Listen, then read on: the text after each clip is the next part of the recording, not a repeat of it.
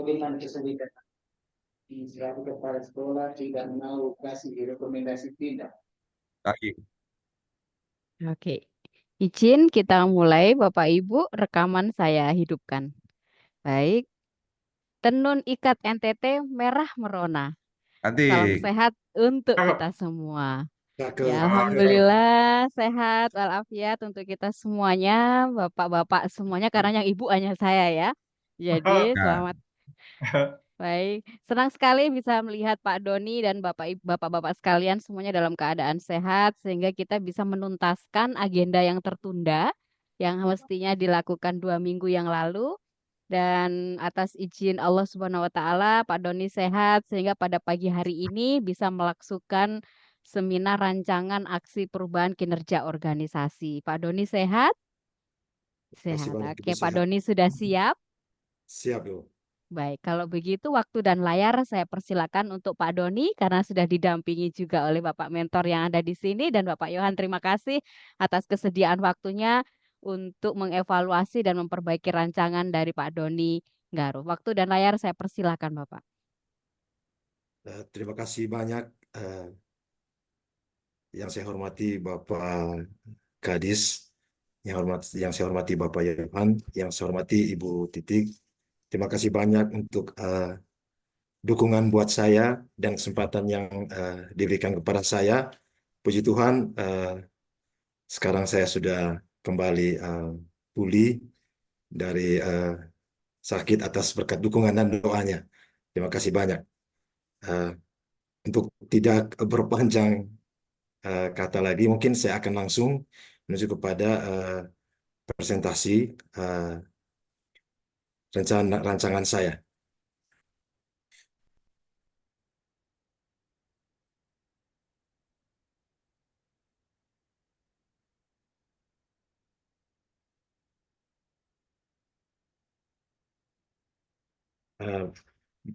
Baik, rancangan aksi perubahan yang akan saya lakukan yaitu terkait dengan optimalisasi peningkatan nilai produksi hasil hutan bukan kayu pada KTH Sukamaju, Desa Ranakolong melalui kolaborasi Bantang Cama. Jadi kegiatan ini, rancangan perubahan ini merupakan satu poin penting yang saya ambil terkait dengan bagaimana sekarang kita berupaya untuk mendekatkan kehutanan, sektor kehutanan, dan masyarakat kawasan hutan dengan kegiatan ekonomi yang bermanfaat. Salah satunya melalui perhutanan sosial. Kebetulan KTH Sukamaju ini adalah KTH yang bergerak atau mendapat perizinan dalam kegiatan perhutanan sosial. Lalu apa yang harus dibuat dengan kelompok ini? Tentunya salah satunya akses yang paling penting kita mendekatkan mereka dengan potensi kawasan hutan yang bernilai sehingga memberikan pengaruh yang cukup baik terhadap masyarakat, terutama kesejahteraannya. Lalu latar belakang dari rancangan perubahan yang saya ambil ini, artinya saya fokuskan ini adalah dilihat dari bagaimana kondisi kawasan hutan di Manggarai Timur. Kalau dilihat dari kondisi kawasan Manggarai Timur, bahwa ada 8 kawasan hutan yang ada di kawasan Manggarai Timur memiliki potensi sumber daya hutan yang beragam. Potensi ini tentunya sangat memberikan keuntungan bagi masyarakat sekitar kawasan hutan, terutama masyarakat yang mengelola kawasan hutan, karena mereka bisa melakukan kegiatan bertani dan melakukan kegiatan lainnya yang bisa memanfaatkan potensi sumber daya hutan, termasuk kawasan hutan itu sendiri. Namun kenyataannya sampai sekarang bahwa banyak sekali yang belum dimanfaatkan secara optimal. Itu kendalanya. Lalu samping itu, selain hutan di kawasan hutan Manggarai Timur ini memberikan aspek ekonomi, juga hutan memberikan dukungan keseimbangan ekosistem yang mendukung secara keseluruhan kehidupan masyarakat, karena hutan berperan penting untuk menyediakan kondisi iklim yang baik dan juga tentunya mata air sebagai salah satu sumber pendukung utama bagi kehidupan masyarakat di sekitar kawasan hutan. Lalu ada beberapa tantangan-tantangan yang dihadapi di khususnya di Kabupaten Manggarai Timur, yaitu tingginya tingkat kemiskinan di masyarakat sekitar kawasan hutan, khususnya di Desa Ranakolong, yang dalam data di Kabupaten Manggarai Timur itu sekarang menduduki predikat sebagai desa dengan kemiskinan ekstrim. Kemiskinan ekstrim ini jelas terlihat dari bagaimana kehidupan masyarakat secara khususnya terhadap sumber daya masyarakat, SDM yang terlihat masih sangat rendah. Juga ada yang sangat berpengaruh juga terkait dengan stunting. Stunting, stunting yang kelihatannya semakin tinggi juga, khususnya di Desa Ranakolong. Lalu ada perilaku-perilaku masyarakat yang sampai sekarang masih secara konvensional tetap dilakukan, seperti yaitu pencurian kayu, lalu pembakaran lahan yang mengakibatkan terjadinya kebakaran hutan, lalu yang lebih ini lagi yaitu pengklaiman hak ulayat oleh masyarakat adat di dalam kawasan hutan. Uh, Lalu karena SDM ini sangat rendah juga, belum adanya pemanfaatan hasil hutan bukan kayu ini secara maksimal, artinya bahwa uh, mereka hanya mengambil hasilnya, tetapi dimanfaatkan tidak dengan cara melestarikan, yaitu tidak dengan mempertahankannya, hanya mengambil dengan pakai habis seperti itu. Saya lanjut. Lalu tujuan dan manfaat dari aksi perubahan yang saya lakukan yaitu pertama, meningkatkan pemanfaatan hasil hutan kayu untuk kesejahteraan masyarakat melalui kolaborasi nilai budaya Bantang Cama. Mungkin sedikit saya menyentuh tentang nilai budaya Bantang Cama ini. Bantang Cama ini menjadi salah satu filosofi budaya di Desa Ranakolong, di mana mengikat secara emosional, mengikat secara kepentingan di dalam nilai budaya itu, bahwa masyarakat di dalam uh, kebersamaan itu selalu bersama, berpikir bersama, bekerja bersama, dan menghasilkan segala sesuatu bersama, berpikir untuk kepentingan bersama. Maka nilai ini saya angkat sebagai bagian yang tidak bisa untuk mendekatkan kondisi budaya, kondisi emosional dari masyarakat, sehingga di dalam melakukan pekerjaan itu, di dalam melakukan semua kegiatan atau pola kerja, selalu melalui nilai budaya ini yaitu Bantang Cama. Dan Bantang Cama ini mungkin menjadi diharapkan ke depannya menjadi polesan yang baik, ikon yang baik terhadap isu yang harus kita angkat baik ke tingkat nasional maupun keluar. Karena sekarang yang kita lihat bahwa ekonomi hijau atau ekonomi hijau sangat mendukung terhadap konsep-konsep nilai budaya yang melekat terhadap masyarakat. Jadi berharap dalam kegiatan ini nanti, dalam aksi perubahan ini, nilai Bantang Cama menjadi ikon dari proses yang akan dilakukan ke depan dari kelompok tani di Sukamaju, Desa Ranakolong. Lalu yang kedua, mengurangi kerusakan kawasan hutan dan meningkatkan kesadaran akan pentingnya pelestarian lingkungan. Lalu manfaat apa yang diharapkan? Yang tentunya yang pertama yaitu meningkatkan pendapatan masyarakat melalui pengelolaan hutan yang berkelanjutan. Artinya dalam setiap kegiatan yang dilakukan yang berkaitan kepada masyarakat diharapkan akan memberikan sesuatu yang bermanfaat tidak hanya pada saat ini tetapi berkelanjutan dan berpengaruh juga tidak hanya pada Desa Ranakolong tetapi akan meluas pada desa-desa yang lain khususnya di Kabupaten Manggarai Timur. Yang kedua, mendorong partisipasi masyarakat dalam pengelolaan sumber daya alam. Artinya memberikan pendidikan dan pelatihan pada masyarakat bagaimana masyarakat dapat memberikan nilai lebih, nilai tambah dari pengelolaan sumber daya alam yang ada sehingga dapat memberikan pengaruh ekonomi atau nilai pasar yang baik terhadap kegiatan ini. Lalu menciptakan ekosistem yang lebih sehat dan berkelanjutan. Tentunya dengan pemanfaatan kawasan ini tidak hanya dilakukan hanya untuk mengambil hasilnya, tetapi ada pola-pola pelestarian yang akan dilakukan di dalamnya. Selanjutnya terkait dengan visi dan misi, ini kami ambil dari visi dan misi dari Provinsi NTT sesuai dengan renstra dari yang kami ambil dari renstra dinas, yaitu mewujudkan Nusa Tenggara Timur visinya 2024 dan 2026, yaitu mewujudkan Nusa Tenggara Timur yang maju, mandiri, adil, dan makmur dalam bingkai negara kesatuan Republik Indonesia. Yang kedua, mewujudkan keseimbangan dalam pengelolaan lingkungan hidup dan kehutanan, meningkatkan kualitas hidup masyarakat melalui pengelolaan sumber daya alam yang berkelanjutan, dan yang ketiga tujuannya itu menciptakan lingkungan hidup yang berkualitas dan hutan yang lestari, serta meningkatkan partisipasi masyarakat dalam pengelolaan hutan.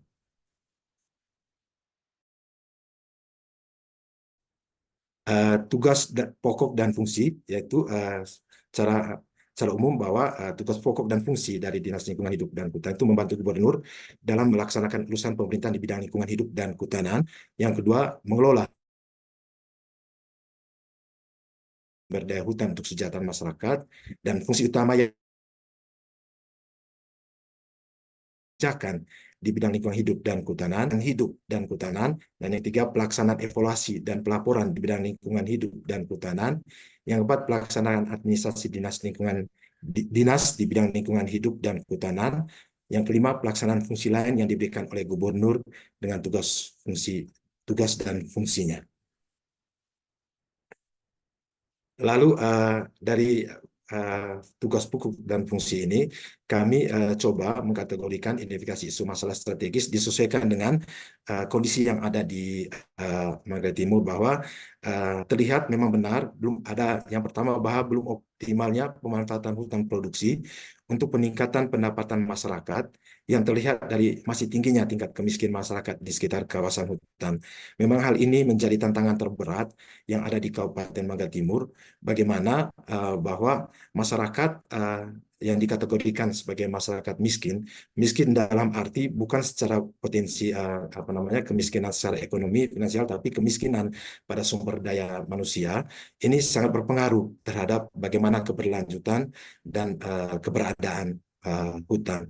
Yang kedua, masih adanya lahan kritis walaupun kondisi daya dukung fungsi lindung dan kategorinya baik. Jadi lahan-lahan kritis ini selalu ada, dan setiap tahunnya terjadi peningkatan karena itu tadi akibat dari aktivitas masyarakat yang tidak terlalu kolaboratif atau tidak terlalu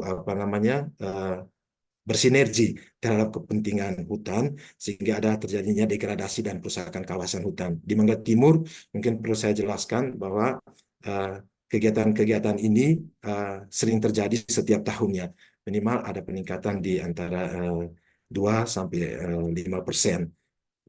Lalu belum adanya hutan pendidikan, riset, dan wisata atau laboratorium. Dan kebetulan sekarang kami sedang mendorong ini untuk hutan pendidikan dan riset serta wisata yang mungkin dalam prosesnya sedang diusulkan ke dinas untuk ditetapkan sebagai hutan wisata dan laboratorium. Mungkin ini akan memberikan suatu pengaruh yang baik terhadap masyarakat, karena kedepannya jelas akan memberi pengaruh cukup baik terhadap perkembangan ekonomi masyarakat di Manggarai Timur. Lalu belum optimalnya pemanfaatan hasil hutan bukan kayu. Nah, ini dalam arti bahwa sekarang melalui inovasi daun yang dikembangkan oleh yang telah menjadi terobosan dari Bapak Kadis, itu menjadi bagian yang tidak terpisah dari kami. Sekarang bagaimana kami memanfaatkan hasil bukan kayu di dalamnya, seperti contohnya di Manggarai Timur sekarang ada pengembangan kopi dari dalam kawasan hutan yang dijadikan salah satu sumber pemasaran, salah satu sumber ekonomi yang akan dipasarkan. Lalu ada kerajinan dari kayu, salah satunya juga ada di Manggarai Timur sekarang ada pengembangan teh bambu, lalu dan ada beberapa hasil hutan bukan kayu lagi yang akan dikembangkan. Lalu yang kelima, meningkatnya kerusakan hutan akibat pencurian kayu dan kebakaran hutan dan pengkalaman hak wilayah dalam kawasan. Jadi isu-isu ini yang diangkat sebagai bagian dari rencana yang kita coba usung dalam rancangan perubahan. Lalu analisis isu ini sudah kita kategorikan sesuai dengan isu yang ada, bahwa yang menjadi dominan adalah tentang belum optimalnya pemanfaatan hasil hutan bukan kayu, sehingga dalam tahap yang kedua kita akan berpengaruh terhadap penurunan atau kita coba mengurangi terjadinya tingkat kemiskinan di masyarakat sekitar kawasan hutan. Lalu posisi yang ketiga, masih adanya lahan kritis yang walaupun kondisinya daya dukung, fungsi lindungnya dalam kategori baik. Maksudnya setelah kegiatan-kegiatan ini jelas pemanfaatan lahan kritis ini akan kita coba lakukan secara optimal dengan pemanfaatan kawasan hutan yang berdampak ekonomi dengan pola agroforestry. Lalu yang berikutnya, belum adanya hutan pendidikan itu akan dikembangkan setelah kegiatan-kegiatan ini dilakukan. Artinya pengawasan dalam kawasan hutan masyarakatnya telah kita benahi. Lalu yang berikutnya, meningkatnya kerusakan hutan akibat pencurian kayu itu menjadi bagian yang tidak terpisah setelah bagaimana kita berada dalam masyarakat untuk melakukan pengawasan dan pendidikan secara langsung dengan masyarakat. Lalu yang berikutnya, penetapan sasaran aksi perubahan atau isu atau masalah strategis. Jelas di sini yang kita lihat pertama adanya kelembagaan kelompok tani menjadi kuat atau jadi eksis dan berguna. Jadi ini menjadi sasaran paling penting bagaimana kelompok masyarakat ini dapat menjadi satu kelompok masyarakat yang kuat dan mempunyai pengaruh yang kuat, juga mendapatkan keuntungan yang baik dari kegiatan yang kita buat. Artinya secara ekonomi mereka dapat bertumbuh dengan baik. Lalu yang kedua, kelompok tani hutan memiliki produk hasil hutan bukan kayu. Jadi rancangan yang dibuat khusus di Desa Ranakolong kita jadikan sebagai sebagai sentra hasil hutan bukan kayu, dan memiliki ke depannya akan diharapkan memiliki suatu rumah produksi yang baik dengan kolaborasi dan kerjasama yang baik dengan stakeholder lainnya. Lalu yang ketiga, kelompok tani hutan memiliki izin NIB dari Dinas Perizinan Penanaman Timur, karena semua label produk yang akan kita coba kembangkan dari desa ini harus memiliki izin, sehingga di dalam pasarnya itu memiliki keyakinan dari konsumen. Lalu kelompok tani hutan memiliki PIRT ini dari Dinas Kesehatan Kabupaten Merauke Timur yang menjadi stakeholder kita juga ke depan. Lalu produk hasil hutan bukan kayu dikelola melalui wadah koperasi. Jadi ini menjadi salah satu jadi ruang juga dari inovasi daun yang telah dikembangkan oleh Bapak Kadis yang harus kami terapkan, bahwa semua kelompok tani ini harus dalam satu wadah, yaitu wadah koperasi, sehingga semua kegiatannya itu bisa dilakukan secara bersama-sama sesuai dengan marwah dari tadi yang setelah saya sampaikan, yaitu nilai budaya Bantam Cama. Lalu salah satu yang paling penting ada sekarang, yaitu kita coba di era sekarang, yaitu bagaimana pemasaran ini harus dikenal sampai bukan hanya di tingkat di lingkungan Kabupaten Merauke Timur atau Provinsi NTT, tapi mungkin di luar juga melalui media online, sehingga masyarakat kelompok tani ini kegiatan ini dapat memberikan keuntungan bagi kelompok tani. Lalu usaha pengelolaan hasil hutan bukan kayu harus kita dorong masuk dalam perencanaan anggaran desa.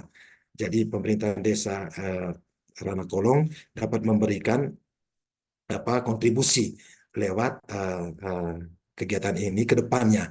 Jadi itu tadi dalam konsep berkelanjutan, dan tentunya tetap memperkuat konsep budaya, sehingga nilai budaya ini menjadi daya jual keluar, bahwa di mana masyarakat di dalam kelompok tani ini secara budaya terikat tentunya dalam kegiatan ini. Ini seperti yang setelah saya sampaikan menjadi sebuah ikon. Saya lanjut lagi, terobosan sesuai dengan judul. Lalu rencana dalam rancangan perubahan yang saya akan lakukan ke depan, yaitu untuk jangka pendek, yaitu 2 bulan ke depan, ada pembentukan dan penguatan tim pelaksana, lalu pembentukan tim eksekutif kelompok tani hutan, yang ketiga, penyusunan jadwal kegiatan dan pembuatan panduan modul pelatihan. Yang keempat, persiapan atau rapat pelaksanaan kegiatan pelatihan bersama kelompok tani dan masyarakat. Yang kelima, pelaksanaan pelatihan dan pendampingan teknis. Yang keenam, implementasi kearifan lokal dalam manajemen hutan. Yang ketujuh, penguatan jejaringan dengan mitra kerja. Jadi ini kegiatan-kegiatan yang akan saya lakukan dalam proses 60 hari ke depan. Jadi ini ada nanti ada kegiatan secara internal, ada kegiatan pembentukan tim kerja, lalu SK, lalu ada dan keluarnya ada pembentukan jaringan, juga ada kegiatan ini dan lainnya yang kita harus hubungkan juga dengan eh, Bapak Kadis sebagai mentor. Lalu kegiatan jangka menengah yaitu monitoring dan evaluasi berkala. Yang pertama, terus pengembangan produk hasil hutan bukan kayu dan penguatan kelembagaan dan tata kelola kelompok tani itu akan dilakukan pada bulan ketiga sampai bulan ke-12 ke depannya. Lalu rencana kegiatan jangka panjang yaitu evaluasi kegiatan dan dampak aksi perubahan. Yang kedua, replika model inovasi ya, di desa lain. Kita berharap bahwa Rana Kolong menjadi salah satu desa contoh yang coba kita akan kembangkan lagi nanti ke desa-desa lain di Manggarai Timur. Lalu pengembangan lebih lanjut tentang model kolaborasi. Mungkin kolaborasi yang akan kita buat ini tidak terbatas pada beberapa lembaga atau apa, tetapi coba kita kembangkan lagi untuk meningkatkan fungsi dari kelompok tani hutan yang ada di Kabupaten Manggarai Timur. Ini beberapa manajemen risiko jangka pendek yang mungkin akan kita hadapi dalam kegiatan yang akan saya lakukan, yaitu koordinasi awal yang kurang efektif. Mungkin ini akan menjadi salah satu pengaruh, tetapi kita sudah menyiapkan strateginya, itu kita tetap akan mengadakan rapat koordinasi intensif dengan semua pihak sehingga risiko ini bisa dikurangi. Lalu resistensi dari masyarakat. Ya, kita coba cari strategi mitigasinya, itu sosialisasi dan pendekatan personal untuk menjelaskan tentang apa manfaat dari kegiatan ini. Lalu keterbatasan sumber daya awal, ya, persoalan ini sudah kita siapkan dengan coba strateginya, itu penggunaan sumber daya yang ada secara efisien dengan coba kita melakukan pencarian dana tambahan melalui kolaborasi dengan jaringan, yaitu dengan LSM atau stakeholder lainnya. Lalu ini juga ada manajemen risiko jangka menengah yang coba kita lihat bahwa ini ada 3 yang coba kami lihat, yaitu kurangnya adaptasi dengan yang sudah kami prediksikan, yaitu kurangnya adaptasi dengan teknologi baru, tetapi strategi yang coba kita persiapkan itu pelatihan intensif dan pendampingan teknis secara berkala. Lalu fluktuasi harga pasar, yaitu ada kita coba lihat strategi mitigasi yang coba kita persiapkan, disertifikasi produk dan pengembangan pasar baru, dan berikutnya keterberlanjutan partisipasi masyarakat yang coba kita persiapkan dengan strateginya, itu pemantauan rutin dan intensif bagi peserta yang aktif. Manajemen risiko jangka panjang yang coba kita prediksikan, yaitu perubahan kebijakan pemerintah itu pasti terjadi pada jangka panjang. Tetapi strategi yang coba kita lihat yaitu melakukan advokasi dan pendekatan dengan pemerintah terkait dengan apa yang kita sudah lakukan, sehingga perubahan terhadap kebijakan ini tidak berpengaruh terhadap yang strategi yang telah kita katakan, tidaknya mendekatkan dengan pola yang terjadi, perubahan yang terjadi secara dinamis. Lalu perubahan iklim. Jadi strategi yang coba kita lihat yaitu pengembangan praktik adaptasi iklim dan konservasi. Lalu ketergantungan pada satu jenis produk. Strategi yang kita sudah siapkan yaitu melibatkan generasi muda dan pendidikan lingkungan sejak dini. Lalu rencana strategis pengembangan kompetensi dalam aksi perubahan. Jadi ini adalah hal-hal yang tentunya melekat terhadap bagaimana komponen-komponen penting yang ada dalam aksi perubahan yang akan saya lakukan ke depan, yaitu ada tim efektif, lalu pemangku kepentingan atau pemerintah desa, LSM, IKM, dan pelaku wisata. Memang salah satu yang coba kita dorong ini adalah pelaku wisata, karena memang kawasan hutan sekarang termasuk di Rana Kolong memiliki potensi jika ke depannya akan kita kembangkan juga sebagai kawasan dengan ekowisata. Lalu ada anggota kelompok tani hutan Sukamaju yang menjadi fokus dari kegiatan ini. Lalu perubahan kompetensi yang dibutuhkan, yang pertama mampu mengoperasionalkan sistem baru dalam pengelolaan hutan dan pemasaran hasil hutan non kayu melalui digitalisasi. Jadi ini harus kita dorong terus, termasuk di dalam tim efektif, sehingga ini akan berdampak bagus terhadap kelompok tani yang memiliki kekurangan dalam proses digitalisasi ini. Lalu apa yang harus dilakukan ke depannya? Yaitu melalui pelatihan digital, lalu workshop. Yang berikutnya peningkatan pemahaman dalam konservasi hutan berkelanjutan dan pengembangan ekonomi berbasis sumber daya alam lokal. Jadi ini terus kita angkat karena budaya lokal ini jelas memiliki ikon penting terhadap pemasaran bukan secara nasional, juga terhadap pemasaran di internasional, karena bagaimana budaya lokal ini akan memperkuat posisi keberadaan ekonomi masyarakat petani khususnya di Ranah Kolong. Itu akan lakukan melalui seminar dan pelatihan, lalu pendampingan teknis secara langsung di lapangan. Lalu yang berikutnya kemampuan dalam pengelolaan hasil tanaman kayu dan pemasaran produk secara efektif. Ini jelas akan terus dilakukan karena tidak akan berhenti, karena ini akan berpengaruh terhadap bagaimana produk-produk yang dihasilkan oleh kelompok tani hutan Sukamaju. Itu akan lakukan melalui bimbingan teknis dan pelatihan taking, juga ada pelatihan pemasaran secara digital. Lalu rencana strategis pengembangan kompetensi dalam aksi perubahan. Yang pertama, peningkatan integritas, yaitu di situ ada tindakan, tujuan, dan outcome. Ya, tindakan yaitu kita mengikuti pelatihan dan etika dan nilai-nilai organisasi. Tujuannya itu membangun fondasi yang kuat dalam aspek integritas untuk kepemimpinan efektif. Lalu outcome yang diharapkan yaitu peningkatan konsistensi dalam penerapan nilai-nilai integritas seperti kejujuran dan transparansi. Ini penting sekali dalam outcome ini, sehingga masyarakat petani perlu melakukan segala sesuatunya dengan nilai-nilai yang sesuai dengan permintaan pasar. Apalagi kalau kita melakukan kegiatan-kegiatan promosi ke luar. Jadi kejujuran dan transparansi ini menjadi salah satu pengikat bagaimana dalam kegiatan pengembangan HBK ini dapat bertahan dengan baik. Lalu pengembangan kemampuan kerjasama, yaitu ada tindakannya itu mengadakan diskusi dan workshop tim yang ada, tim secara learning. Yaitu kedua, tujuan memperkuat kemampuan bekerja tim dalam meningkatkan komunikasi antar anggota. Outcome yang diharapkan yaitu meningkatkan kolaborasi dan sinergi dalam tim, serta kemampuan untuk menyelesaikan masalah secara kolektif. Rencana strategi pengembangan kompetensi dalam aksi perubahan yaitu mengelola perubahan dan peningkatan keterampilan teknis. Jadi yang diharapkan yaitu pelatihan dalam manajemen perubahan dan inovasi. Tujuannya itu meningkatkan kemampuan menghadapi dan mengelola perubahan secara proaktif. Dan outcome yang diharapkan, peserta dapat merancang strategi perubahan yang lebih inovatif dan berkelanjutan.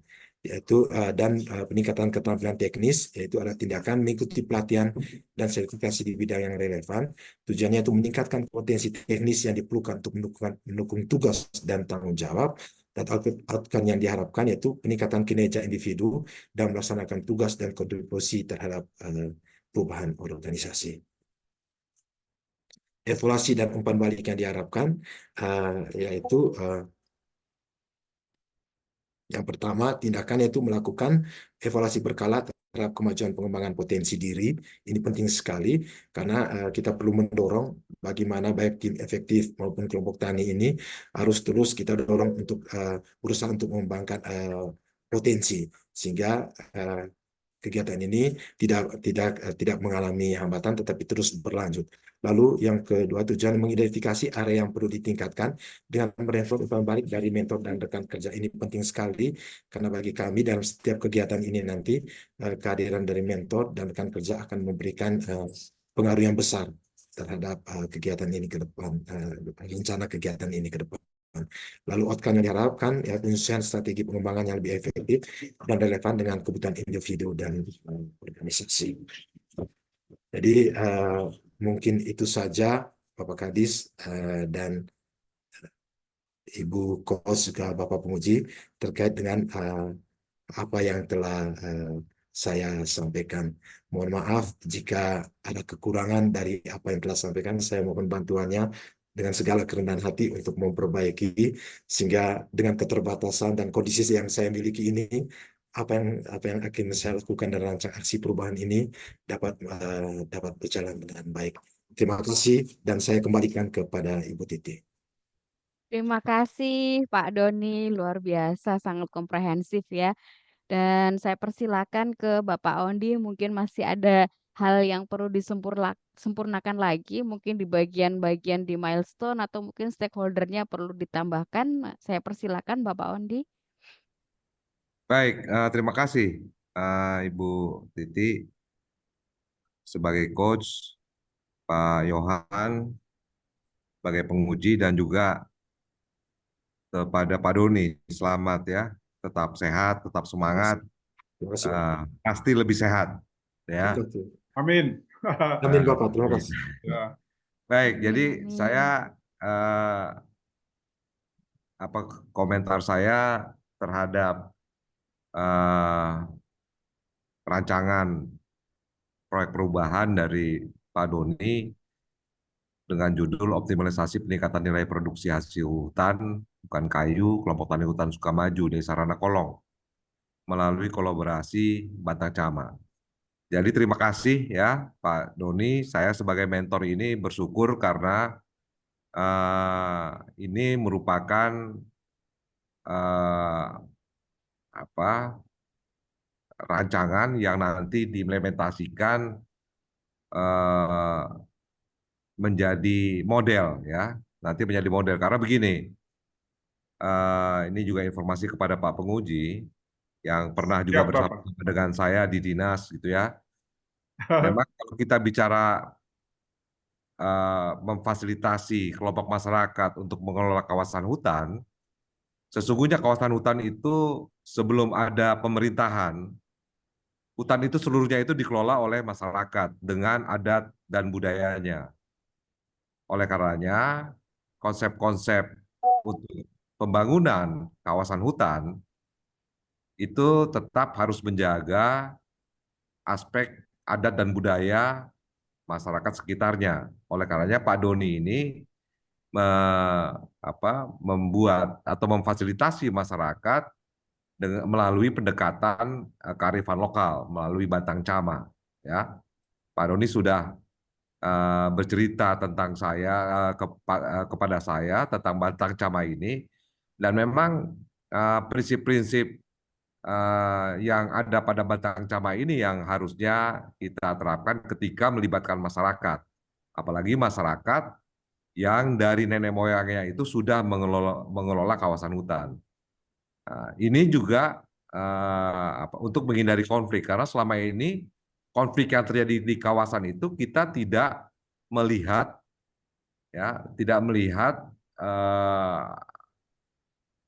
proses yang sudah dilalui oleh masyarakat sekitar itu dalam pengelolaan hutan dari zaman nenek moyangnya, ya. Nah, oleh karenanya Batang Cama ini sebetulnya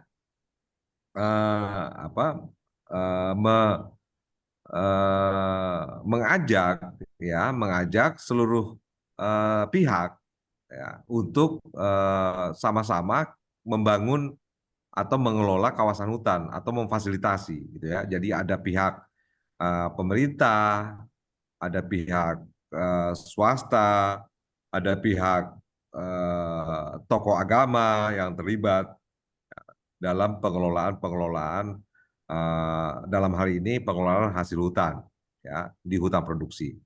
Nah, catatan saya ya tadi Pak Doni juga sudah menjelaskan, namun ini nanti menjadi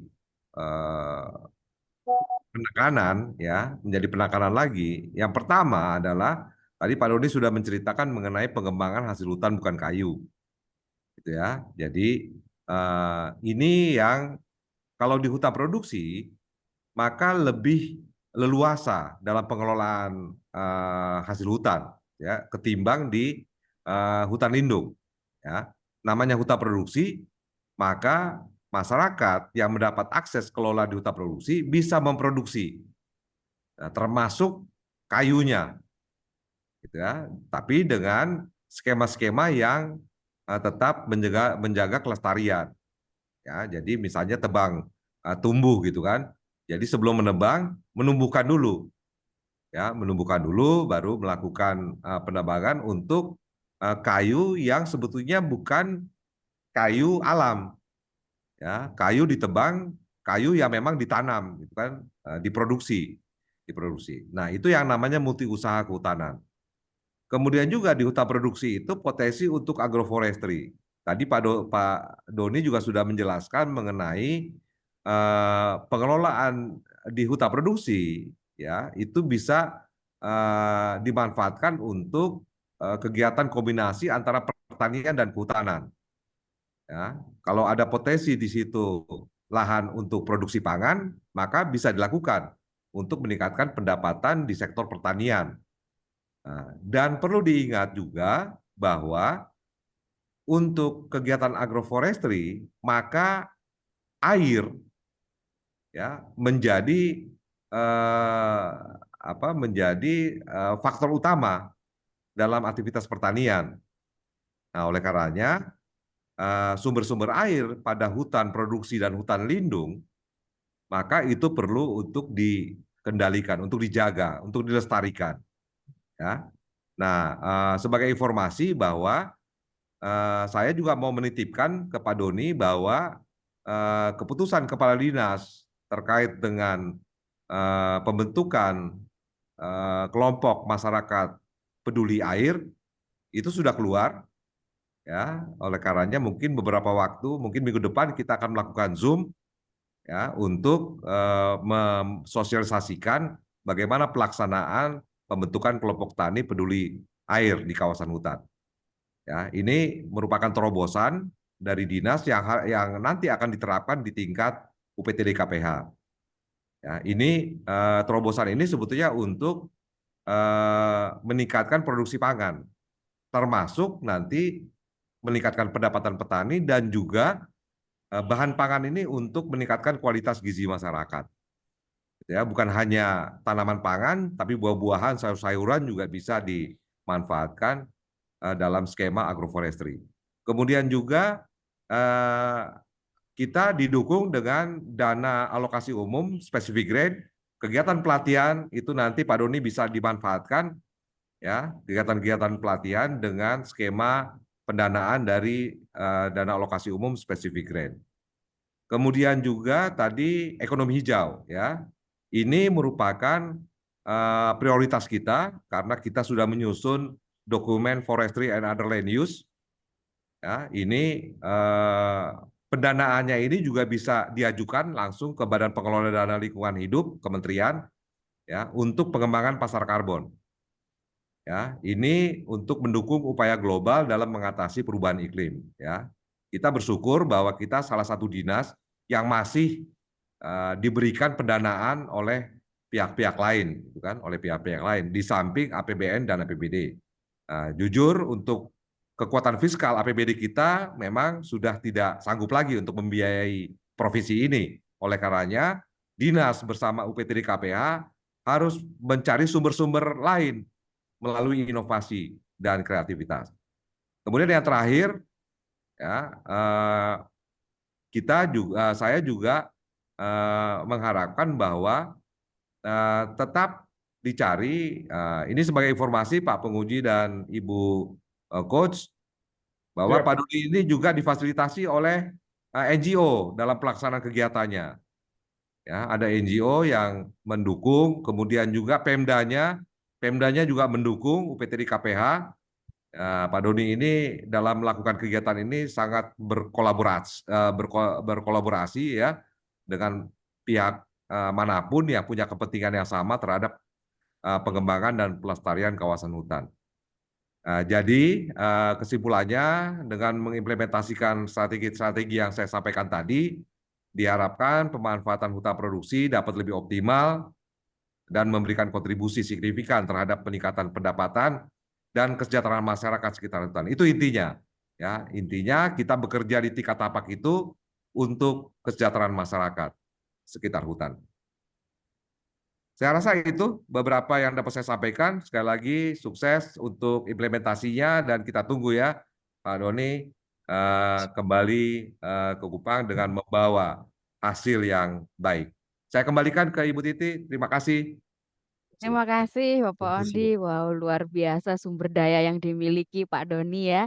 Tidak saja fiskal, regulasi, dan masih banyak tim-tim lain yang bisa berkolaborasi terhadap inovasinya Pak Doni. Sukses ya Pak Doni. Terima kasih banyak, Ibu Kat. Oke, silakan Bapak Yohan, mungkin masih ada catatan-catatan perbaikan untuk menyempurnakan sebelum beliau mengimplementasikan. Saya persilahkan. Terima kasih Ibu Coach, Bapak Kadis, selaku mentor yang membimbing, dan juga Bapak Doni yang sudah mempresentasikan. Kami dari penguji menyampaikan apresiasi karena hari ini mendapatkan presentasi rancangan APCO yang sangat lengkap sesuai dengan standar dari LAN. Jadi beberapa kawan tidak mempresentasikan dengan baik, tetapi hari ini Pak Doni menurut kami luar biasa. Kami sampaikan selamat. Kami dari penguji ini untuk rancangannya ini ada 5 aspek yang kami nilai, yaitu bagaimana ketepatan rencana aksi perubahan, terobosan inovatif, bagaimana tahapan rencana perubahan dan pengambilan risiko, kejelasan peta dan pemanfaatan sumber daya organisasi, antara lain tadi jejaring kerja dengan berbagai RSM yang Bapak Kadis juga sampaikan, dan juga bagaimana rencana strategi pengembangan kompetensi. Dan kami juga apresiasi karena dari bahan presentasi hari ini hampir seluruhnya ini sudah menjawab hal-hal yang juga nanti kami tanyakan. Dan sekali lagi ini luar biasa. Untuk nanti kembali itu ada 2 hal lagi yang menjadi tambahan, tetapi sudah disinggung oleh Pak Doni, yaitu bagaimana keterkaitan mata pelatihan pilihan. Tadi juga sempat disinggung, nanti itu dihubungkan nanti waktu presentasi pada saat kembali implementasi. Dan nanti juga bagaimana diseminasi dan publikasi sehingga bagaimana membangun jejaring dan juga media sosial untuk bagaimana untuk publikasi dan diseminasi sehingga berdampak juga kepada aspek tadi untuk pemasaran misalnya secara digital, tentu membutuhkan berbagai jejaring. Jadi hal-hal yang nanti akan kami nilai baik di rencana maupun di implementasi ini, tadi bisa dijelaskan dengan sangat baik oleh Pak Doni. Kami juga berterima kasih Bapak Kadis yang juga memberikan bimbingan selaku mentor. Ada beberapa hal yang kami kasih pertimbangan Bapak Kadis dan Ibu Coach untuk dilakukan, mungkin ada penyesuaian. Ini yang pertama ini berkaitan dengan judul. Ya, judul ini secara teknis nanti Pak Doni menulisnya, nanti direspons balik. Yang pertama ini berkaitan dengan peningkatan nilai produksi hasil hutan bukan kayu. Nanti di dalam kurung itu dikasih HHBK dulu, baru nanti kelompok tani hutan dalam kurung KTH. Ya dulu baru supaya karena tidak semua orang ini adalah rimbawan seperti saya dengan Pak Doni, tetapi mereka juga harus baca. Dari judul saja mereka harus membaca secara jelas. Kemudian untuk desa. Untuk desa ini Bu Coach, kami dari penguji menyampaikan seperti ini, bahwa untuk rencana APCO itu adalah sifatnya menggerakkan kinerja organisasi seperti tadi sudah melibatkan berbagai stakeholder. Sehingga kami mengusulkan untuk nama desa itu tidak dicantumkan di dalam judul. Di sini kan desanya adalah desa Rana Kolong. Iya. Kecamatan Desa Ranakolong. Jadi kalau kami usul, karena tanggung jawabnya adalah untuk 1 kabupaten, maka desa itu ada pada jangka pendeknya. Jadi di jangka pendek yang 2 60 hari kalender ini, itu jangka pendeknya itu untuk Desa Ranakolong. Ya, sedangkan tadi sudah sangat bagus karena di jangka menengah, jangka panjangnya ada replikasi pada desa lain. Akan nyambung sudah. Nah, kalau judul dibatasi pada satu desa, maka dia kan bertentangan juga dengan tadi jangka menengah, jangka panjang tadi. Ia replikasi Batang Cama ke desa lain. Nah, itu berarti tidak bisa. Oleh karena itu, untuk judulnya hanya untuk desa kita bisa pindahkan ke jangka pendek, dan dia HHBK, kelompok tani hutan, kelompok tani di wilayah Manggarai Timur, baru pada dinas LHK, ya. Jadi pada dinas lingkungan hidup dan kehutanan Provinsi Nusa Tenggara Timur. Jadi di situ harus ada nama dinasnya, karena di judul itu tahu bahwa ini adalah produk APKO dari Dinas Lingkungan Hidup dan Kehutanan. Ya, ya.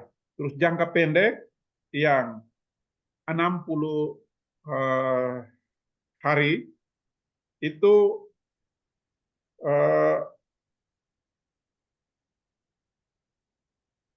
saya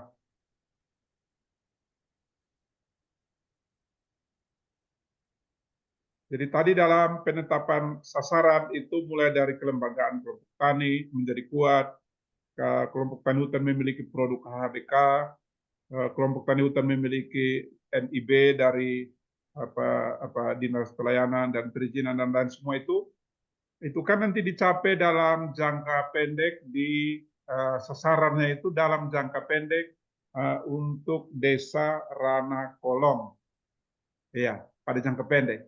Sedangkan nanti jangka menengah dan jangka panjang itu untuk seorang administrator baru ditambahkan desa lain. Jadi walaupun di jangka pendek dilaksanakan, tapi ditambahkan bahwa jangka menengah, misalnya ada tambah satu desa dengan kelompok taninya, terus jangka panjang ada kelompok desanya dengan nilai nilai budaya Batang Cama. Nah, ini luar biasa. Nah, itu yang pertama berkaitan dengan judul dan bagaimana untuk di jangka menengah dan jangka panjang. Jadi tadi jangka panjang, jangka menengah, jangka panjang sudah ada. Tinggal diturunkan yang desanya itu tidak muncul pada judul karena tanggung jawab KPH bukan pada desa tetapi pada satu kabupaten, wilayah untuk satu kabupaten, atau nanti sesuai ada penataan baru organisasi. Ya, itu yang kedua. Terus berkaitan dengan yang ketiga, untuk branding ini, apakah nilai budaya ini kita jadikan branding?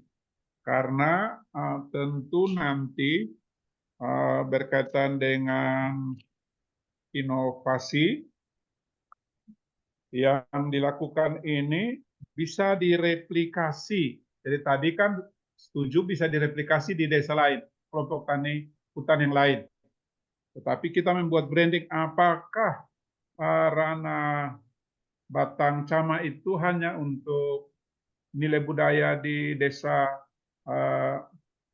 Ranakolong saja, atau itu merupakan nilai budaya pada wilayah kabupaten atau wilayah Manggarai secara keseluruhan. Nanti kita akan minta penjelasan dari Bapak Doni setelah ini. Oleh karena itu kami mengusulkan apakah yang nilai budaya itu inovasi baru, unsur kebaruan dari nilai budaya dan bisa direplikasi. Kami juga mengusulkan untuk nanti Pak Dodi menjelaskan bahwa nilai budaya ini dalam yang menjadi branding itu adalah terhubung dengan inovasi daun yang ada pada dinas. Jadi nanti dijelaskan di situ bahwa dia seperti merupakan sub inovasi dari inovasi daun. Nah, tadi dalam penjelasan ada, tapi secara tertulis belum ada. Ya, jadi itu dalam penjelasan ada, tapi secara tertulis kami harapkan bisa menjadi branding dan dihubungkan dengan inovasi. Jadi beberapa kawan sudah ada inovasi di tingkat dinas, apalagi sudah ditetapkan dengan keputusan, sehingga dia merupakan sub untuk menjaga adanya kolaborasi, pencapaian secara terintegrasi dan mencapai kinerja yang secara meluas pada tingkat dinas. Jadi, nah, inovasinya itu kalau bisa dikaitkan dengan Kemudian untuk usulan kami pada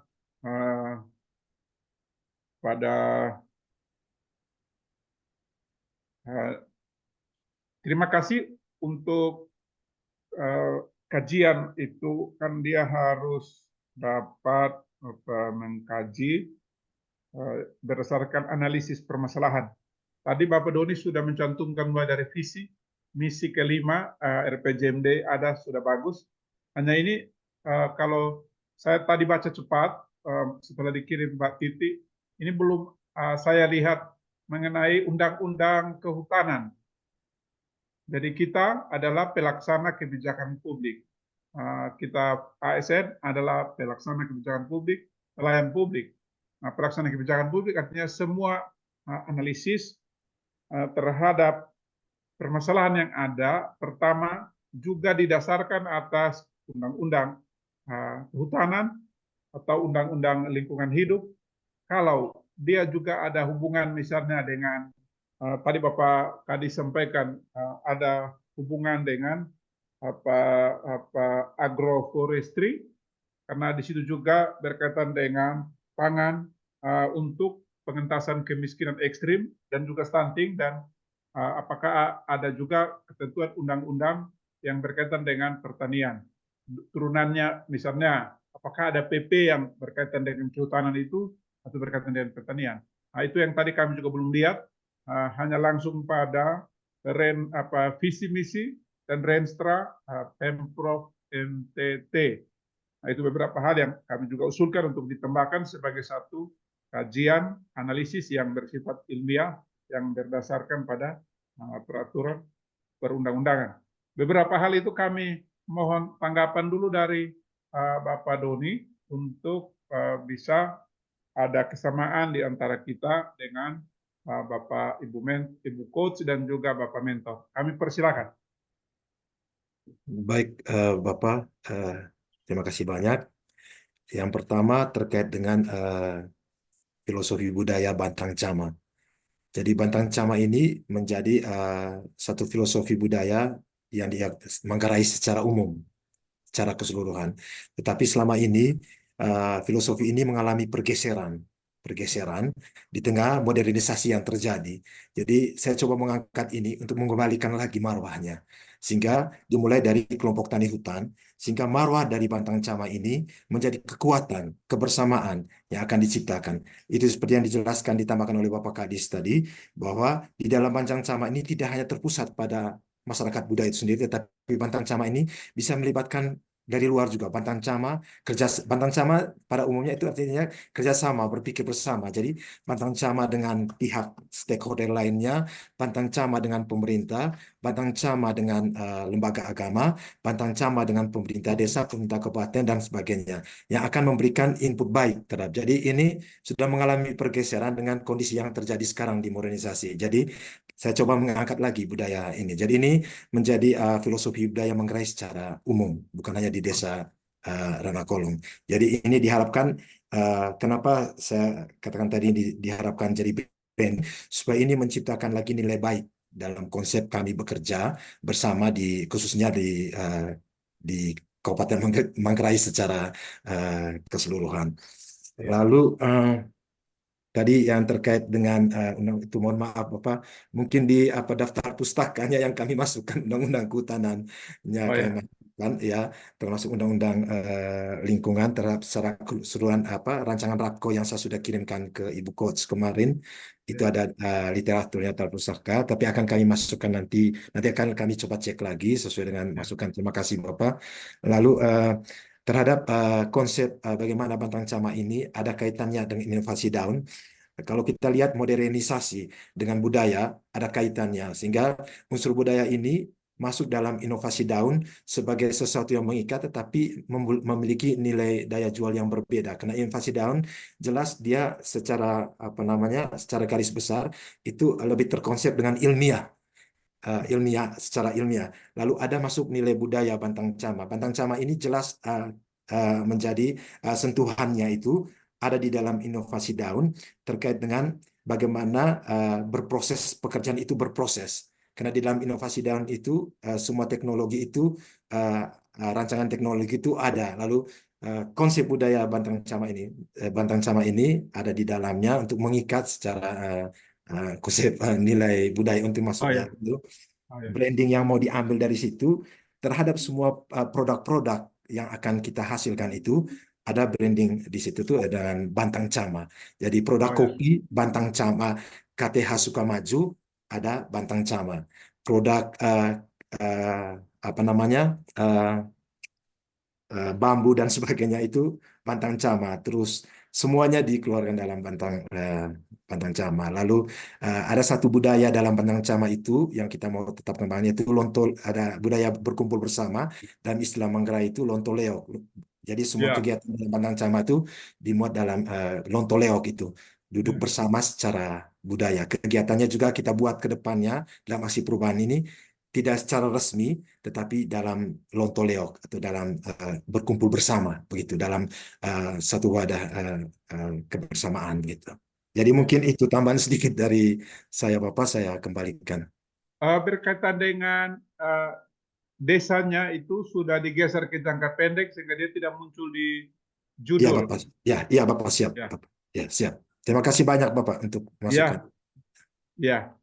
Ya, untuk Demikian kami juga mohon juga mungkin ada respons dari Bapak Kadi sendiri untuk hal-hal itu mungkin supaya kita sepakati bersama karena itu akan dipakai sebagai panduan untuk nanti melaksanakan lanjutan daripada implementasinya. Ya, kami dari penguji sudah bisa mengkonfirmasi beberapa hal dan bisa menerima dan ini sangat luar biasa. Bu Coach, Bapak Doni dan juga Bapak Kadis, kami sampaikan apresiasi.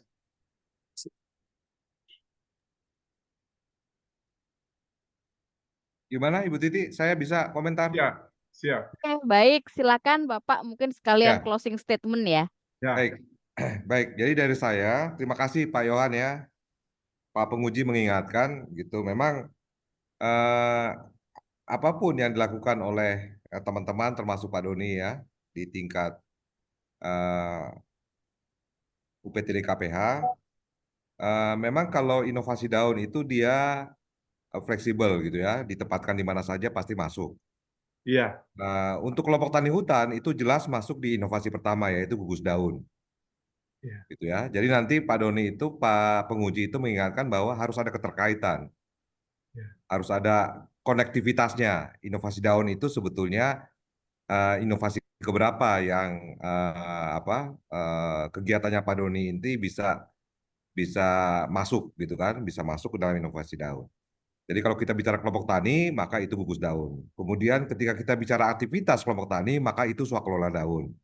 Ketika kita bicara mengenai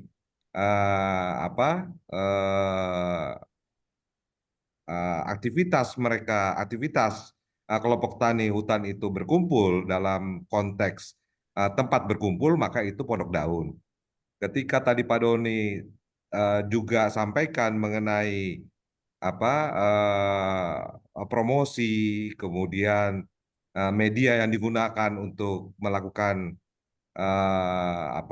pemasaran dan lain-lain, itu masuk di klik daun. Kemudian ketika kita bicara mengenai praktek-praktek untuk memasarkan, memamerkan, membuat promosi dan lain-lainnya dalam satu forum, itu inovasi terakhir yaitu Festival Daun. Jadi tinggal nanti dikaitkan mana yang bisa masuk ke 5 inovasi. Tidak harus 5 inovasi itu masuk dalam inovasi daun gitu kan, tapi mencari mana yang fokusnya itu kemana. Kalau saya lihat dari judul, karena ini pengembangan kelompok tani hutan, maka sebetulnya inovasi yang utama dilakukan itu adalah inovasi gugus daun. Itu sebagai gambaran saja, gitu kan. Inovasi utama mana yang dipilih untuk mendukung proyek perubahan yang dilakukan oleh Pak Doni. Saya rasa itu saja yang dapat saya sampaikan. Sekali lagi terima kasih untuk fasilitasi yang dilakukan oleh BPSDM sehingga seminar Pak Doni ini untuk rancangan bisa selesai dan selanjutnya Pak Doni ini bisa mengimplementasikan dan saya berharap kita semua mendukung apa yang dilakukan oleh Pak Doni dan semoga lancar ya sampai nanti Pak Doni bisa kembali untuk menyampaikan implementasinya. Saya rasa itu terima kasih. Saya kembalikan ke Ibu Titi. Baik, terima kasih Bapak. Masih unmute, Mbak. Suaranya tidak kedengaran. Baik, terima kasih Bapak Ondi sudah mendampingi Pak Doni pada pagi hari ini dalam seminar aksi perubahannya dan terima kasih Bapak Yohan sudah menyempurnakan rancangan yang sudah dibuat, catatan-catatan dari Bapak Yohan maupun dari Pak Ondi. Nanti Pak Doni lihat kembali di Google Classroom ya, di file yang Bapak kemarin kirimkan semua saya sudah mengetik di sana. Ada beberapa hal yang harus ditindaklanjuti, nanti ditindaklanjuti sekaligus revisi mayornya di laporan saja Bapak ya.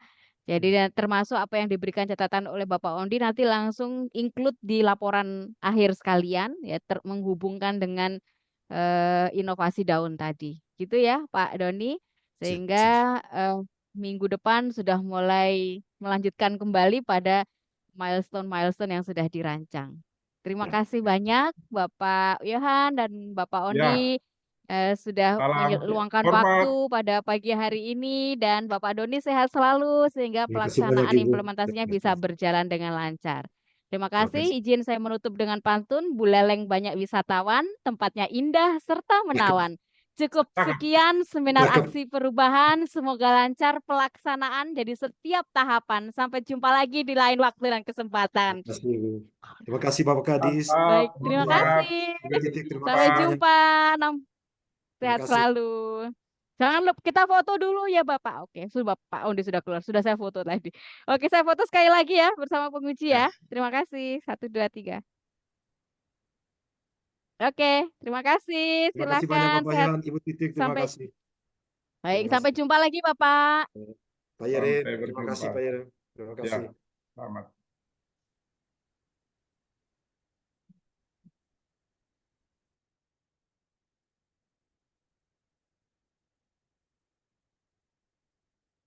Kakak Yeremias, terima kasih banyak ya sudah difasilitasi. Kami pamit undur diri. Siap, Sampai Ibu. jumpa.